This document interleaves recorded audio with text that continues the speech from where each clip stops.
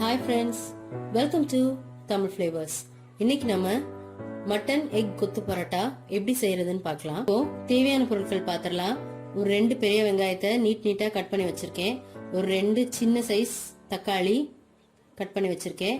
ஒரு டிஃப்ரெண்டா இருக்கட்டும்னு குடமிளகா ஒரு சின்ன சைஸ் குடமிளகா கட் பண்ணி வச்சிருக்கேன். கொத்தமல்லி, கருவேப்பிலை, இஞ்சி பூண்டு பேஸ்ட், ஒரு 1/2 ஸ்பூன் மிளகாத்தூள், 3/4 ஸ்பூன் தனியாத்தூள், 1/2 ஸ்பூன் கரம் மசாலா, 1/4 ஸ்பூன் மஞ்சள் தூள், ஒரு 1/4 ஸ்பூன் பெப்பர். இது காரம் உங்க காரத்துக்கு ஏத்தாப்புல நீங்க கூட்டவும் செஞ்சுக்கலாம், குறைக்கவும் செஞ்சுக்கலாம். ஒரு 3 பரோட்டா வீட்டுல நாங்க காலையில பரோட்டா வாங்கியிருந்தோம். இந்த மாதிரி கொத்து பரோட்டா செஞ்சு சாப்பிட்டீங்கன்னா உண்மையிலேயே ரொம்ப நல்லா இருக்கும். இல்லைன்னா நீங்க வீட்டுல கூட பரோட்டா செஞ்சது மீதமா இருந்துச்சுன்னா அதை கூட நீங்க இந்த மாதிரி செஞ்சு சாப்பிடலாம். ஒரு 3 முட்டை எடுத்திருக்கேன். இது மட்டன் கிரேவி. நீங்க மட்டன் கிரேவியும் சேர்த்துக்கலாம், இல்ல முட்டை கிரேவி அந்த மாதிரி வீட்டுல இருந்துச்சுன்னா அது கூட சேர்த்துக்கலாம், தேங்காய் அரைச்சு ஊத்துனது. அதே மாதிரி சிக்கன் கிரேவி, இந்த மாதிரி எந்த கிரேவி வீட்டுல இருந்தாலும் நீங்க அந்த கிரேவிய இந்த பவுல்ல ஒரு பவுல் எடுத்துக்கோங்க. இப்போ வாங்க எப்படி செய்யறதுன்னு பார்க்கலாம். இப்போ நம்ம எடுத்து வச்சிருக்கிற இந்த 3 கொத்து பரோட்டாவை ஒரு மிக்சி ஜார்ல பிச்சு போட்டுக்க போறோம். நீங்க நார்மலா கையில பிச்சா கூட அந்த அளவுக்கு உங்களுக்கு பிஞ்சு வராது. பிகாஸ் கடையில உங்களுக்கு கொத்துவாங்க, 2 கரண்டிய வச்சு இல்ல கப்பை வச்சு நல்லா கொத்தி கொத்தி எடுப்பாங்க. அதனால உங்களுக்கு அந்த பரோட்டா நல்ல உதிரியா இருக்கும். நம்ம வீட்டுல இந்த மாதிரி கையில பிச்சு போட்டாலும் அந்த அளவுக்கு பரோட்டா உதிர்ந்திருக்காது. ஸோ அதனால மிக்சியில போட்டு ஒரு 2 சுத்தி எடுத்துக்கோங்க. நான் கொத்து பரோட்டா செஞ்சிட்டு இருக்கேன். என் பையனும் சேர்ந்து என் கூட கொத்து பரோட்டா செய்யறதுக்கு ரெடி ஆயிட்டாரு. பரோட்டா பிச்சு போடுறதுல அவ்வளோ இன்ட்ரெஸ்ட். நான் தான் போடுவேன்னு சொல்லி இப்போ பிச்சு போட்டுட்டு இருக்காரு. ஒரு சுத்து இல்ல 2 சுத்தி எடுத்துக்கலாம். இப்ப நம்ம இந்த பரோட்டாவை ஒரு 2 சுத்தி எடுத்துக்கிட்டோம். நல்லா இப்படி உதிரியா இருக்கு பாருங்க. ஃபர்ஸ்ட் ஒரு கடாய் அடுப்புல வச்சுக்கோங்க. அதுல ஒரு 2 ஸ்பூன் எண்ணெய் விட்டுக்கோங்க. ஃபர்ஸ்ட் அதுல வெங்காயத்தை நம்ம வெட்டி வச்சிருக்கிற 2 வெங்காயத்தை சேர்த்துடலாம்.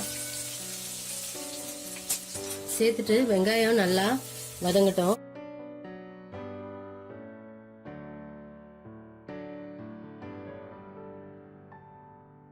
நான் தேவையான பொருட்கள்ல எண்ணெயும் உப்பும் சொல்ல மறந்துட்டேன்.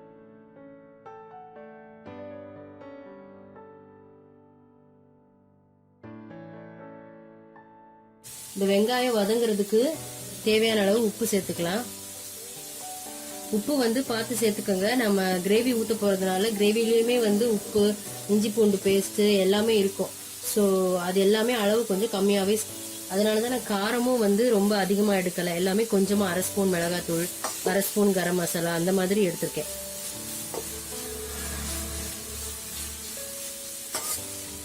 வெங்காயம் நல்லா பிரவுன் கலர்ல வர வரைக்கும் வதக்கிக்கோங்க. இப்போ வெங்காயம் பாருங்க நல்லா வதங்கிடுச்சு. இது கூட நம்ம எடுத்து வச்சிருக்கிற இஞ்சி பூண்டு பேஸ்டையும் சேர்த்துக்க போறோம். இதையும் சேர்த்து நல்லா பச்சை வாசனை போற வரைக்கும் நம்ம வதக்கிக்க போறோம். இந்த இஞ்சி பூண்டு பேஸ்ட் பச்சை வாசனை போற வரைக்கும் நல்லா வதக்கிக்கோங்க ஒரு 2 நிமிஷம். இப்போ இது கூட நம்ம வெட்டி வச்சிருக்கிற 2 சின்ன சைஸ் தக்காளியை சேர்த்துக்க போறோம். அதையும் இது கூட சேர்த்து நல்லா தக்காளி சாஃப்ட் ஆகுற வரைக்கும் வதக்கிக்கோங்க.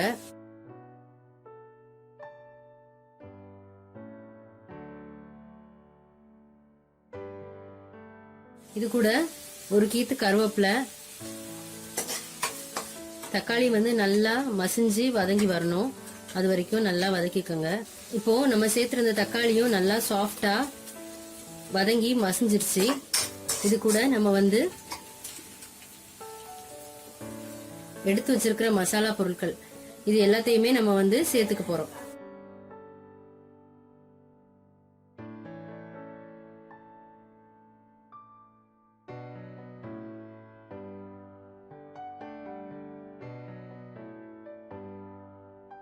இந்த மசாலா எல்லாத்தையுமே இதோட பச்சை வாசனை போற வரைக்கும் நல்லா ஒரு 5 நிமிஷம் வதக்கி விட்டுக்கோங்க.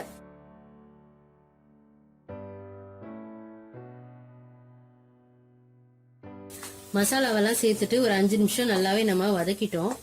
இதோட பச்சை வாசனை எல்லாமே இப்போ போயிருச்சு. இப்போ நம்ம இதுல வந்து எடுத்து வச்சிருக்கிற 3 முட்டையை உடைச்சு ஊத்த போறோம். அதுக்கு ஃபர்ஸ்ட் இந்த மசாலாவை சைட்ல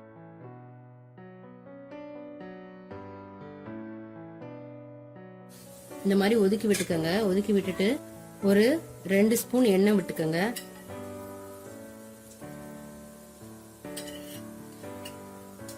எடுத்து வச்சிருக்கிற 3 முட்டையை உடைச்சு ஊத்த போறோம்.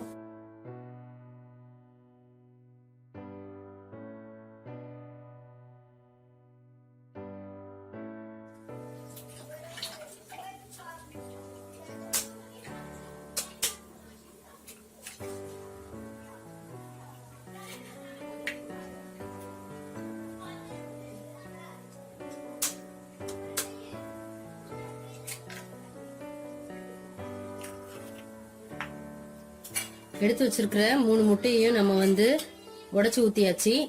இப்ப இந்த முட்டையை வந்து ஒரு 2 நிமிஷம் அப்படியே விட்டுட்டு லைட்டா அந்த மஞ்சள் கருவை மட்டும் உடைச்சு விட்டுக்கோங்க.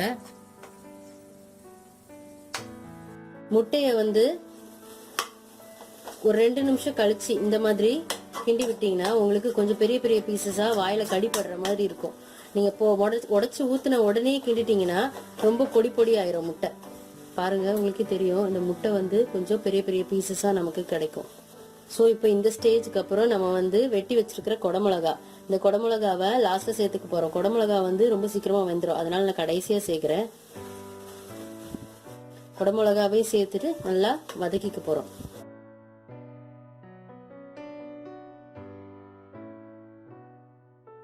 நம்ம சேர்த்திருக்க குடமிளகா வதங்குறதுக்காக ஒரு 2 நிமிஷம் இதை வந்து நான் மூடி வைக்க போறேன். 2 நிமிஷத்துல குடமிளகா மூடி வச்சா டக்குன்னு வெந்துடும். ஸோ இப்போ நம்ம குடமிளகா வதங்கிருச்சான்னு பாத்துடலாம். குடமிளகா டக்குன்னு வதங்கிடும், அதனாலதான் நான் வந்து லாஸ்டா சேர்த்திருக்கேன். நம்மளோட குடமிளகா வந்து ரொம்பவே நல்லா வதங்கிருச்சு. இந்த ஸ்டேஜ்ல கொஞ்சமா கொத்தமல்லி தழை சேர்த்து அதையும் ஒரு மிக்ஸ் கொடுத்துட்டு இது கூட நம்ம ஒரு 2 சுத்தி எடுத்து வச்சிருக்கோம் இல்லையா பரோட்டா, அதை சேர்த்துக்க போறோம். பரோட்டா சேர்க்கறதுக்கு முன்னாடி வந்து நீங்க உப்பு காரம் எல்லாம் உங்களுக்கு ஓகேவா அப்படின்னு பாத்துக்கோங்க. ரொம்ப காரமாவும் இருக்கக்கூடாது. நம்ம அந்த மட்டன் சால்னா சேர்க்க போறதுனால ரொம்ப காரமாவும் இருக்க கூடாது. ஃபர்ஸ்ட் ஒரு பாதியை சேர்த்துட்டு ஒரு மிக்ஸ் கொடுத்துக்கோங்க. அதுக்கப்புறமா மிச்சத்தை சேர்க்கலாம்.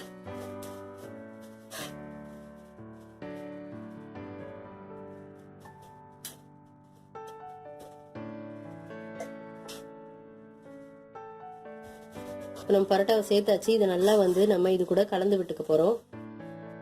கொஞ்சம் லைட்டா இது வந்து ட்ரை ஆகுற வரைக்கும் கிண்டிக்கோங்க.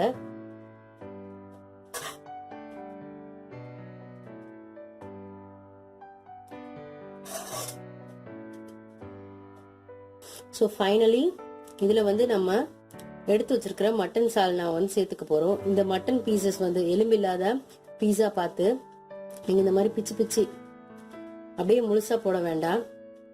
அப்பதான் கொஞ்சம் பீசஸ் நிறைய இருந்த மாதிரி இருக்கும்.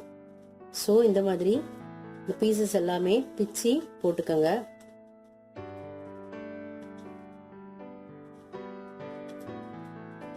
அப்படி உங்களுக்கு வீட்டுல சிக்கன் கிரேவி இல்ல மட்டன் கிரேவி எதுவுமே இல்ல அப்படின்னா ஒரு 200 கிராம் சிக்கன் வந்து சிக்கனோ இல்ல மட்டனோ வந்து போன்லெஸ் தனியா வாங்கி நீங்க வந்து மஞ்சள் தூள் பெப்பர் போட்டு நீங்க வந்து இது கூட தனியா வேக வச்சு சிக்கனையோ மட்டனையோ உதிர்த்து சேர்த்துக்கலாம். சோ நம்ம இந்த மட்டன் கிரேவியை இது கூட சேர்த்துக்க போறோம்.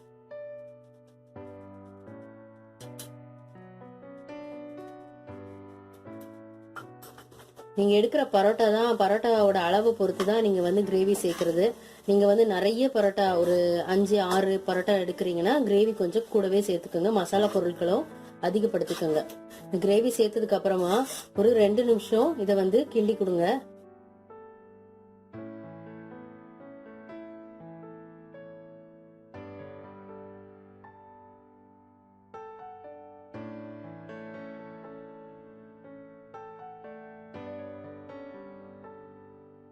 ஸோ அவ்வளவுதான், நம்மளோட சூப்பரான மட்டன் கொத்து பரோட்டா வந்து ரெடி ஆயிடுச்சு. இப்போ இதை ஒரு சர்விங் பவுலுக்கு நம்ம டிரான்ஸ்ஃபர் பண்ணிக்க வேண்டியதான். ஸோ ஃப்ரெண்ட்ஸ், நம்மளோட சுவையான மட்டன் எக் கொத்து பரோட்டா ரெடி ஆயிடுச்சு. நீங்களும் உங்கள் வீட்டில் இந்த ரெசிபியை கண்டிப்பாக ட்ரை பண்ணி பாருங்கள்.